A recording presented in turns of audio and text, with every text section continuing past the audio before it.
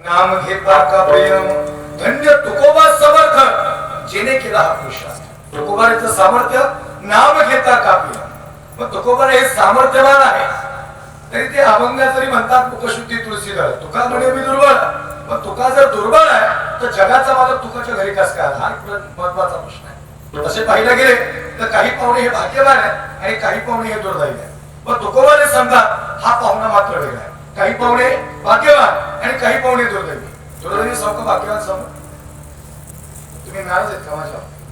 दुर्दैवी सावका भाग्यवान सांगू दोन्ही सांगू का कुणी सांगतो लक्ष नाही का. दुर्दैवी पाहुणा आणि भाग्यवान पाहुणा. दुर्दैवी पाहुणा म्हणजे असा आहे पण तुकोबा या दोन्हीत एकही सांगत नाही. तुकोबा सांगतात तो पाहुणा वेगळा आहे.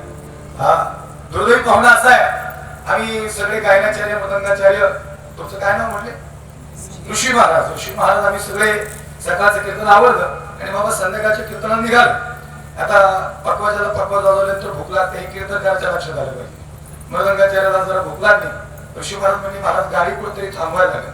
ऋषी महाराजांना म्हणलं महाराज आता गाडी काही कुठे थांबणार नाही थेट कीर्तनाला जायचं कीर्तनाच्या अगोदर भोजन करायचं आणि मग आता म्हणलं मध्ये आधी कुठं थांबणार नाही. ऋषी महाराज म्हणजे महाराज तसं नाही करे थांबायला लागेल म्हणजे भूक लागली पण काही नाही एवढी भूक लागली की ज्या गावात गेलो तिथं आता ज्या घरात गेलो ग्लास भर दूध मिळावं एवढीच अपेक्षा राहिली. पण आता काय झालं आम्ही ज्या घरात गेलो तिथून नेमकं म्हातारीचं मोठं बाहेर झालं. काय वाटतं तुम्हाला पाणी तरी मिळेल आम्हाला. दुधाचं सोडा पाणी नाही मिळणार. ऋषी महाराजांचा चेहरा टेन्शन मध्ये आला आणि महाराज सकाळपासून जेवलं नाही. त्याला दुर्दैवी पाहुणा म्हणतात. दुर्दैवी पाहुणे ठरलो आम्ही सगळे. आता काय झालं 8 दिवसाचा काळ परत गेला आणि परत पवळा वाजवायला ऋषी महाराजच मला पाहिजे होते. मग महाराजांना फोन केला महाराज तुम्हाला यायला लागेल. महाराज म्हणजे सकाळच्या कीर्तनात आता भाग्यवान पाहुणा सांगतो सकाळच्या कीर्तनाला येतो पण संध्याकाळच्या कीर्तनाला जमणार नाही. म्हणून हा सगळ्या अचानक कीर्तनात पक्वाच्या मॅनेज होणार नाही तुम्हाला यायला लागेल. मग मी आदरणीय महाराजांना फोन केला काय नाव पडले आपलं हा तर पाटलांना फोन केला पाटीलच ना हा त्यांना म्हणलो असं असं घरी दे. त्यावेळी महाराज आम्ही येतो पण पक्वाजाचा काही भरोसा आहे म्हणजे का म्हणजे मागच्या वेळेस जरा तुम्ही त्यांना उपाशी ठेवलं म्हणजे मी फोन करतो. मग मी ऋषी महाराजांना फोन केला म्हणजे महाराज तुम्हाला यायला लागते.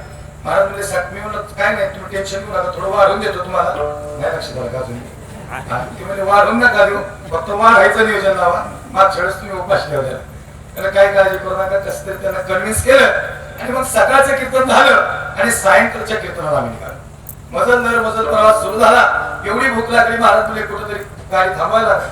मी सगळ्यांच्या चेहऱ्याकडे बघितलं. मागच्या वेळेस त्यांचा माझा अनुभव काही चांगला नव्हता. मला माहिती होतं ते माझ्या यावेळेस ते रागवलेले.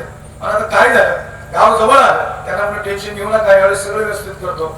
ज्या घरात आम्ही नेमकं गेलो आई त्या घरातला नेमका जावई आलेला होता. जावयाला तुमच्या इकडे स्पेशल काय करतात आमच्या तिकडे पुरणपोळी करतात. इकडे काय पुरणपोळीच. जावयाला पुरणपोळी केली होती वरतून तुपाची धार टाकली कुरड्या पापड्या भजी वगैरे असं सगळं अप्रतिम येत होता. परत आमरस मी केला होता म्हणजे सांगतो आता आंब्याचं सीजन म्हणून. आणि मग आम्ही सगळे एकमेकांच्या तोंडाकडे बघायला लागलो. ऋषी महाराजांकडे मी बघायला लागलो ऋषी महाराज माझ्याकडे बघायला लागले. आता स्माईल महाराजांची दुप्पट झाली. मागच्या वेळेस ते माझ्यावर रागवले होते. आता त्यांना म्हणलं तुम्ही टेन्शन घेऊ नका. आता मग सगळे कुणीतरी घरातून बाहेर आलं आणि त्यामध्ये संत येती घरात तोची दिवाळीत असतात. आमच्या सगळ्यांची पद्मपूजा झाली आणि सगळ्यांचं या ठिकाणी सडा सुपूजन पंचभगवानाचं ताट पाट सगळं वाटण्यात आलं. जावई बाजूला जेवायला बसला जावयाच्या बाजूला आमची ताटं लावण्यात आली.